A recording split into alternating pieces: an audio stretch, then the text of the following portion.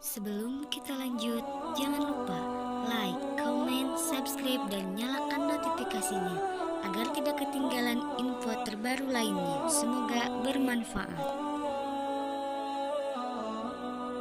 Zalika lamin azmil umur. Tetapi barang siapa bersabar dan memaafkan, sungguh yang demikian itu termasuk perbuatan yang mulia. Saya pernah bertanya kepada seorang ahli sejarah, beliau seorang mu'allaf. Ini data yang dibaca Dinda Faruk, itu ternyata dipakai untuk supaya orang itu semua bisa tunduk kepada kekaisaran Romawi. Data ini digunakan kemudian agar orang-orang di bawah kuasa Imperium Romawi itu bisa kemudian menerima agama Kristen, bisa menerima agama Katolik. Jadi apapun kemudian yang diminta oleh kaisar berikan. Apapun yang kemudian yang kaisar katakan, jangan dilawan, jangan dibantah. Sekalipun pipimu ditampar, jangan lawan. Harus tunduk kemudian kepada kebijakan otoritas gereja Katolik. Itu menurut kesaksian. Menurut kesaksian pakar sejarah yang sekarang alhamdulillah sudah mu'alaf kan gitu bang. Karena data yang ini itu tidak cocok dipakai kecuali penjajah. Penjajah cocok pakai data ini. Maksudnya ketika Belanda masuk ke Indonesia, dijajah kalian jangan melawan. Kasih semua hartamu, kasih semua rempah-rempah yang ada di dalam negaramu ini. Itu maksudnya. Karena ini tidak rasional, nggak bisa dipakai. Individu nggak akan pernah sanggup untuk menggunakan data-data ini. Ini hanya digunakan oleh penjajah. Makanya saudara Yuda itu ya kebablasan, panik ketika diminta pertanggungjawaban untuk mengaplikasikan isi Bible. Ternyata nggak bisa dia. Berilah orang yang minta. Nah kalau orang minta hartamu harus kau kasih. Itu dalil. Karena Yesus mengatakan begini di dalam kitab Anda sendiri nih.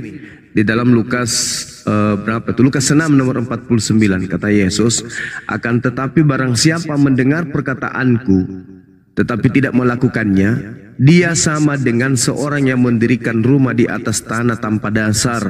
Ketika banjir melanda, rumah itu segera rubuh dan hebatlah kerusakannya. Barang siapa yang mendengarkan perkataanku tetapi tidak mempraktekkannya, ia sama dengan seorang yang mendirikan rumah di atas tanah tanpa dasar. Nah, kata Matius dan juga kata Lukas itu adalah ucapan Yesus. Berilah kepada orang yang meminta kepadamu dan janganlah menolak orang yang mau meminjam daripadamu. Itu kata Yesus. Kata Yesus, barang siapa mendengarkan perkataanku itu dan tidak mempraktekannya, maka dia seibarat membangun rumah di atas pasir. Lukas 12 nomor 23, juallah segala milikmu. Ini perintah. Barang siapa yang mendengarkan suaraku, mendengarkan perkataanku, tetapi tidak melakukannya, maka sekali lagi, itu sama halnya membangun rumah di atas pasir. Juallah segala milikmu dan berikanlah sedekah. Buatlah bagimu pundi-pundi yang tidak kemudian dapat menjadi tua. Suatu harta di surga yang tidak akan habis, yang tidak dapat didekati pencuri, dan yang tidak dirusakkan kemudian oleh ngengat. Lukas 6 nomor 30, berilah kepada setiap orang yang meminta kepadamu dan janganlah meminta kembali kepada orang yang mengambil kepunyaanmu. Nah ini Kristen dengar nggak ini? Dengar. Kata Yesus, barang siapa yang mendengarkan perkataanku dan tidak mempraktekkannya, maka dia sama halnya membangun kesia-siaan dalam hidupnya. Itu dalil. Berilah kepada setiap orang yang meminta kepadamu. Ini data kapan ini Lukas ini? Menulis ini kapan? Jangan-jangan ini tulisan-tulisan yang ditambah-tambahkan untuk kemudian meninabobokan orang-orang yang ada di bawah penjajahan, yang ada di bawah kuasa Romawi pada saat itu. Karena kalau mau diperhatikan sekarang ini bullshit. Bullshit. Contoh. Kata doktrin gereja, Taurat itu tidak bisa dilaksanakan oleh siapapun. Tidak ada orang yang sanggup melaksanakan Taurat itu. Makanya dibatalkan dan diganti dengan ajaran baru. Taurat itu tidak bisa katanya. Karena tak ada yang sanggup melakukan. Ini dalilnya. Lukas 6 nomor 30, Lukas 12, 33 dan seterusnya. Itu jauh lebih berat daripada Taurat. Taurat jangan makan ini, jangan makan itu. Gampang, tinggal diikuti aja. Tundukkan aja, sunatkan hati untuk tidak mengikuti keinginan daging. Jangan makan kalau dilarang. Jangan ikuti kehendak daging. Dagingnya mau makan babi, diikutin. Diharamkan yang tadinya jadi halal karena ikuti nafsu daging. Tapi Kristen mengatakan, oh kami nggak tunduk lagi di daging. Apa? Siapa bilang? Justru kalian sekarang ini memuaskan syahwat daging kalian. Apa yang daging kalian inginkan, itu yang kalian makan. Andai bisa jalan raya, jalan tol, jembatan, kalian makan, besi angker kalian makan, ya kalian makan juga. Kenapa? Karena kalian ingin memuaskan daging. Sedangkan kemudian di Taurat itu dilarang jangan ini, jangan itu. Itu lebih mudah. Jangan ada Tuhan lain selain Tuhannya Abraham, Ishak dan Yakub. Itu lebih mudah. Peliharalah hari Sabat, hormati kedua orang tua. Itu lebih mudah. Tapi karena Kristen ini adalah agama yang ditopang kemudian dari kekaisaran Romawi, maka mereka menganggap itu sulit. Yang berat, ya itu berat. Yang ringan itu ajaran Kristen. Apa itu? Berilah kepada setiap orang yang meminta kepadamu dan janganlah meminta kembali kepada orang yang mengambil kepunyaanmu. Ini jauh lebih berat. Sulit saudara-saudara. Ini jauh lebih berat. Ini jauh lebih berat. Ya, tetapi karena ini ya namanya juga kekaisaran Romawi ya, penguasa pada saat itu sengaja mendoktrin wilayah-wilayah jajahannya supaya ketika kaisaran minta harta, upeti, jangan kemudian menolak. Berikan semuanya, berikan semuanya, berikan semuanya. Itulah yang terjadi. Jadi perlu dicatat, kitab Lukas ini tidak pernah ada legitimasi dari Yesus. Oleh karena itulah kemudian ya terindikasi ini adalah penambahan-penambahan dari orang-orang yang tidak dikenal, karena Lukas ini bukan murid Yesus. Lukas ini asisten Paulus yang kelak menjadi tokoh pendiri agama Kristen. Saya kira begitu sebagai penambahan dari saya. Saudara-saudara,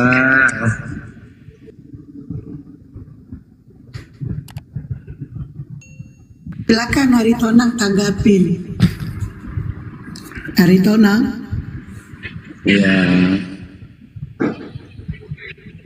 ya gini ya, biar bagaimanapun kita itu nggak akan bisa paham tentang Alkitab.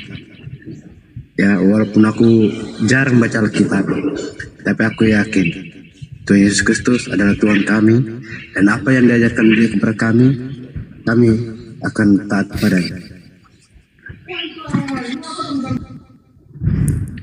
Iya, saya mengaminkan itu kawan, saya mengaminkan. Tuhannya Kristen itu adalah Yesus Kristus. Itu Tuhannya Kristen. Tuhan yang ingin menyaingi Tuhannya Yahudi. Jadi Tuhannya Kristen itu adalah Tuhan baru yang ingin menyaingi Tuhannya Yahudi. Dulu pernah dia gagal. Dulu gagal. Dia. Kami nggak menyayangi Tuhan Yahudi, kami nggak menyayangi apa? Yang disebut Yesus Kristus itu kan Tuhan baru. Itu Tuhan baru. Itu Tuhan baru itu. Yesus Kristus itu Tuhan baru. Itu Tuhannya Kristen. Yahudi tidak menuhankan Tuhan Yesus Kristus itu, enggak. Yesus Kristus itu Tuhan baru yang dilantik kemudian oleh otoritas kemudian daripada Katolik. Itu Tuhan baru itu. Dia bukan Tuhan di kalangan Bani Israel. Dia bukan Tuhan bagi Bani Israel. Dan dia bukan Tuhan bagi keturunan Abraham. Itu Tuhan baru. Dulu Tuhan baru Yesus Kristus ini pernah memproklamirkan dirinya menjadi Tuhan. Di dalam kitab Yesaya kemudian tertulis, dia naik ke atas awan-awan yang tinggi untuk menyaingi pencipta langit dan bumi. Tapi tidak bisa, dia dilemparkan turun ke kubur. Makanya Yesus mengatakan, anak Maria mengatakan bahwa saatnya sekarang dunia akan dihakimi. Sebab penguasa dunia itu akan dilemparkan keluar. Keluar dari mana? Keluar dari kubur. Setelah dia keluar dari kubur, barulah petantang petenteng. Kepadaku telah diberi kuasa baik di langit maupun di bumi. Akulah Alfa, akulah Omega. Itu adalah makhluk yang ingin menyaingi pencipta langit dan bumi yang kalian sembah. Sadar enggak kalian itu kawan-kawan? Pencipta langit dan bumi bukan manusia dan bukan anak manusia. Pencipta langit dan bumi tidak serupa dengan manusia. Tetapi kemudian ada kekuatan di luar daripada Tuhan yang disebut iblis yang ingin menyamai Tuhan. Iblis ini yang pernah mengatakan kata-kata itu, kepadaku telah diberi kuasa di langit di bumi, beserta kemuliaannya dan kemegahan dunia ini akan kuberikan kepadamu apabila engkau tunduk menyembah aku. Lukas 4 nomor 6 nomor 7. Siapa itu? Iblis. Jadi yang keluar dari kubur mengatakan kepadaku telah diberi kuasa, itu siapa? Tuhannya Kristen. Siapa namanya? Yesus Kristus. Berarti Yesus Kristus anak Maria ini Tuhan? Bukan. Yesus anak Maria itu manusia, dia nabi, dia rasul yang tidak bisa berbuat apa-apa dari dirinya sendiri kecuali dia menerima perintah titah dari Tuhannya Sang Bapa yang mengutusnya kepada Bani Israel. Lalu siapa Yesus Kristus yang disembah oleh Kristen?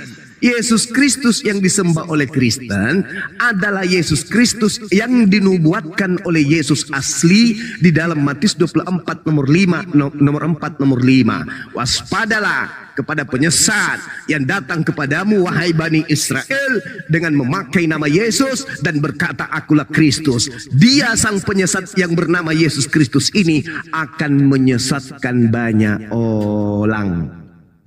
Siapa orang yang banyak disesatkan oleh Yesus Kristus palsu ini? Namanya pengikutnya adalah Karisten. Karisten artinya pengikut Kristus. Kristus mana yang diikuti oleh Karisten? Paulus mengajarkan untuk mengikuti Yesus Kristus yang bukan manusia. Sedangkan Maria ngeden melahirkan manusia. Yang datang kepada Paulus bukan manusia. Nama sama, gelar sama, tapi pribadinya berbeda. Satu manusia, satu makhluk halus. Yang disembah oleh Kristen bukan yang manusia, tetapi yang disembah oleh Kristen yang adalah makhluk halus. Dialah penyesat yang Yesus asli nubuatkan di dalam Matius 24 nomor 4 nomor 5. Begitu kawan. Itulah yang kamu sembah hari ini. Yesus yang adalah roh, yang bukan manusia. Padahal saya Yesus percaya. Silakan aja nggak percaya kepada Yesus.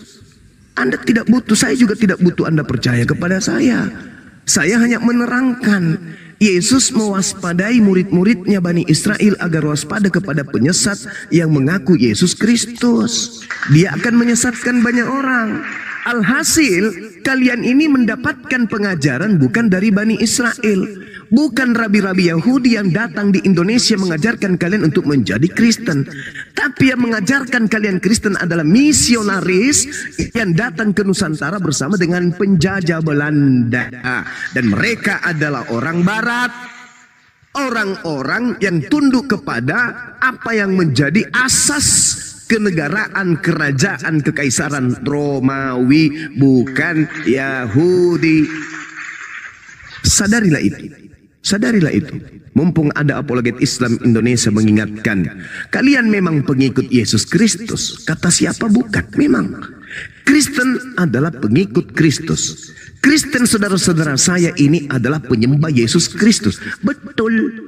Memang betul. Sayangnya saudara kita Yesus, anak daripada Bunda Maria, tidak pernah mengajarkan dirinya untuk disembah, tidak pernah mengajarkan dirinya adalah Alfa dan Omega, tidak pernah mengajarkan dirinya kepadanya telah diberi kuasa di langit dan di bumi, tidak pernah mengajarkan dirinya sebagai Tuhan yang nusul ke bumi menjadi manusia. Semua data-data di dalam Bible yang mendudukkan Yesus itu Tuhan, Tuhan, Tuhan, Tuhan, Tuhan itu semua adalah karangan-karangan wartawan yang kalian sebut dengan gelar racul.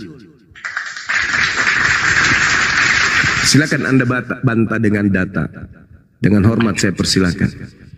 Ya, biar bagaimanapun dia bagus edis saja lah aku dengar. Ya silakan, kan Anda sekelompok dengan dia, penyembah Kristus juga kan ya Edis? Wa ikhwanuhum yamuddunahum fil ghayyi tsumma la yuqsirun. Silakan dengan sesamamu penolong-penolong setan. Silakan. Boleh si Edis masuk di sini? Soalnya udah kumpul. Silakan masuk ke sini, silakan. Malah saya dari kemarin-kemarin memberikan sayembara. Barang siapa yang bisa membuktikan bahwa yang kalian sembah bernama Yesus Kristus itu adalah anak Maria, 10 juta. Ini hari Senin, ku naikkan 5 juta lagi. Menjadi 15 juta dari rekening pribadi Bang Suma. Silakan. Kalau ada Kristen, si CP, Kiamat, Elia Maron, Edis. Siapa lagi? Saifuddin. Siapa lagi? Bom Bom. Semuanya, siapapun Kristen ini saya naikkan 15 juta bagi mereka yang mampu membuktikan bahwa yang mereka sembah yang bernama Yesus Kristus itu adalah betul-betul anak tiri dari Yusuf, betul-betul adalah anak darah daging dari Maria. Kalau Anda mampu membuktikan secara akurat, 15 juta. Wallahi, saya tidak bercanda, saya tidak main-main. Saya sedang ingin berbaik hati kepada saudara-saudara saya. Apalagi saya tadi melihat Pak Bom Bom, saya sangat sedih melihat dia curhat. Saya ini memang betul-betul turun ke TikTok karena saya butuh koin. Jujur, saya butuh koin. Saya tidak lagi bekerja. Saya sudah 10 tahun tidak pernah bekerja lagi. Dulu saya kontraktor, tapi sekarang ini saya makan, saya hidupi keluarga saya dari hasil koin. Saya sedih. Biar bagaimanapun dia saudara saya juga. Saya sedih. Saya katakan, saya tulis di bawah, Bom Bom, kalau kau pingin duit 15 juta, kau buktikan di mana saya live, kau naik ke sana, buktikan ke saya bahwasanya yang kalian sembah, yang kalian puja-puja dengan mengambil data-data kitabnya Yahudi, dengan mengambil hasil tulisan-tulisan wartawan yang kalian sendiri tidak kenal itu, kalian usung jadi Tuhan bernama Yesus Kristus itu adalah anak Maria. 15 juta, wallahi saya ikhlas karena Allah. Silakan, siapapun itu. Jangan pula Edis kau undang ke sini, turunkan yang lain. Turunkan yang lain. Mute. Jangan pula kayak gitu modelnya. Ini sayembara ini. Sayembara yang saya berikan kepada saudara saya ridho. Saya ikhlas, bukan ngadi-ngadi. Benar-benar sungguh saya ingin bersedekah, ingin berinfak meskipun beda keyakinan. Silakan Anda naikkan tokoh-tokoh kalian, para penghujat, penista untuk menjawab sayembara saya tersebut. Semua orang di sini jadi saksi, Bang Suma menjanjikan 15 juta dari pribadi saya. Nih, wallahi saya lagi puasa, saya tidak mungkin berbohong. Kalau ada satu orang Kristen yang mampu membuktikan bahwa yang kalian sebut Allah, Yesus adalah Allah, Yesus adalah Tuhan itu sendiri, yang kalian sembah yang bernama Yesus Kristus itu betul-betul anak Maria nih, anak Maria yang mengajarkan Injil kepada Bani Israel. Sekali lagi saya katakan 15 juta, dan ini berlaku sampai malam takbir. Siapa di antara kalian yang sanggup, silakan Anda belajar dulu, masih ada kesempatan belajar. Belajar. Habis itu naik, acungkan tangan. Saya Bang Suma menjawab tantangan Anda. Saya akan buktikan bahwa yang kami sembah bernama Yesus Kristus itu adalah betul-betul anak Maria. Maka wallahi saya akan berikan dana itu 15 juta. Kalau Anda takut kemudian memberikan rekening langsung, saya dekat dengan Ibu Darni. Ibu Darni kenal saya sudah pernah ketemu. Saya akan transfer ke Bu Darni, Anda yang japrian ke Bu Darni. Bu Darni kirim ke saya karena saya sanggup menjawab Bang Suma. Gitu. Silakan saudara, ini penting. Ini penting. Percuma kalian keluar-keluar, kami adalah anak-anak Tuhan, kami adalah ajaran kasih, tak ada serangan tidak di luar Kristen. Buktikan, percuma keluar-keluar kayak begitu kalau ternyata yang kau sembah itu adalah penyesat. Untuk apa? Silakan saudara. Oke, alhamdulillah ya. Kita sapa tamu dulu. Dodi, buka mic Dodi.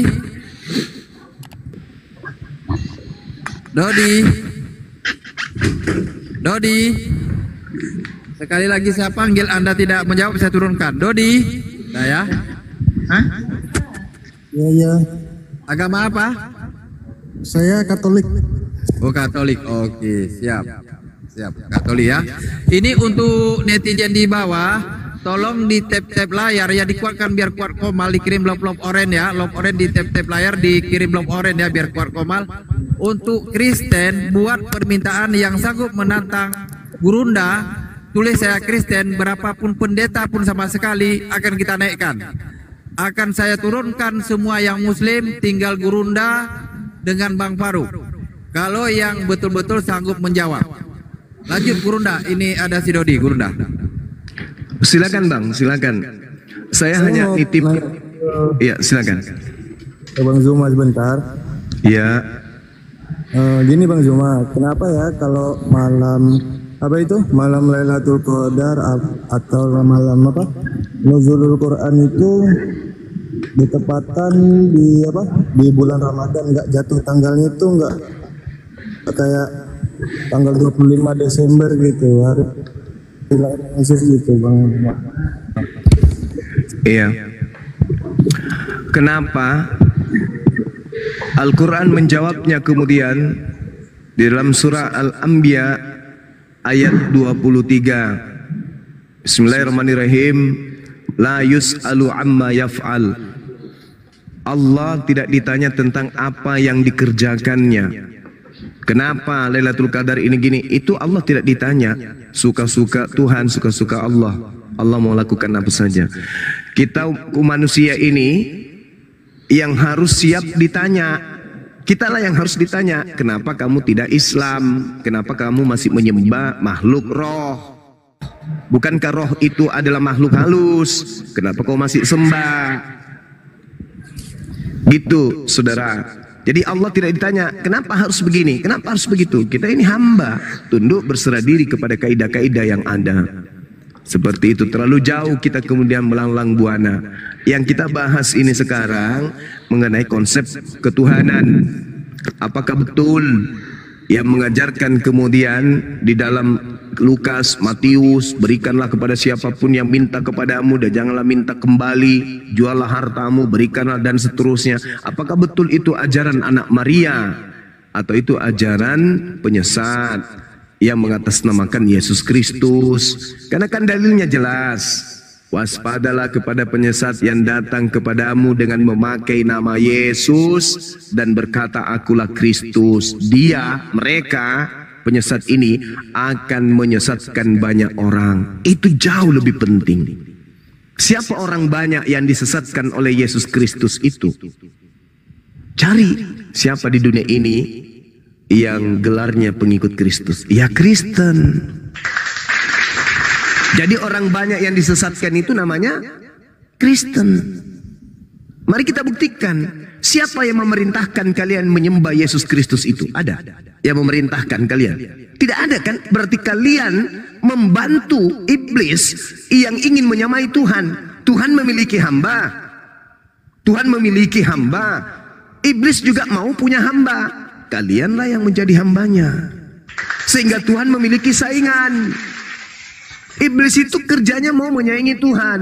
Ketika Tuhan mengatakan jangan kau makan buah pohon larangan baik dan jahat ini, iblis mengatakan makan. Ketika Tuhan mengatakan jangan kau makan babi, iblis yang mengatakan makan. Sunatkan kulupmu, iblis yang mengatakan jangan sunatkan kulupmu. Iblis itu selalu saja bertentangan dengan perintah yang maha tinggi. Kerjaan iblis itu dari awal mulanya kayak begitu. Apa yang diperintahkan Tuhan diobrak-abrik oleh iblis supaya manusia ini justru lebih tunduk kepada dia daripada kepada Tuhan. Nah sekarang Tuhannya mengajarkan menyembah kepada dirinya, yaitu yang ada di langit. Yesusnya mengajarkan menyembah kepada hakikat yang ada di langit, yang tidak serupa dengan apapun, yang tidak pernah dilihat oleh manusia, yang tidak pernah kemudian nusul menjadi makhluk, yang tidak pernah dibentuk dalam bentukan apapun. Itu ajaran Tuhan. Giliran kemudian ada makhluk datang kepada Paulus mengaku Yesus Kristus, segala-galanya kemudian berubah 180 derajat, 9%. Yang tadinya hanya seorang bayi, aku lapar, aku ngantuk, mama minum cucu. Begitu muncul makhluk yang mengaku Yesus Kristus, seketika bayi ini duduk setara dengan pencipta langit dan bumi. Bahkan pengikutnya mengatakan apa? Menyembah tiga pribadi. Oh salah bang, kami menyembah Tuhan kami satu. Siapa Tuhan satu itu? Yesus dan Bapa. Berarti sama dengan Kristen menggaungkan bahwa Yesus Kristus itu adalah Bapa itu sendiri, setara dengan Bapa, sehakikat dengan Bapa. Dengan kata lain, orang-orang ini kemudian membantu iblis dalam menyaingi pencipta langit dan bumi. Kemana mereka pergi nanti? Ke surga? Nggak mungkin, nggak mungkin. Orang yang membantah perintah Tuhan dan orang yang ingin menyaingi Tuhan dan mengusung orang lain untuk menjadi penyaing Tuhan, itu semuanya di neraka tempatnya.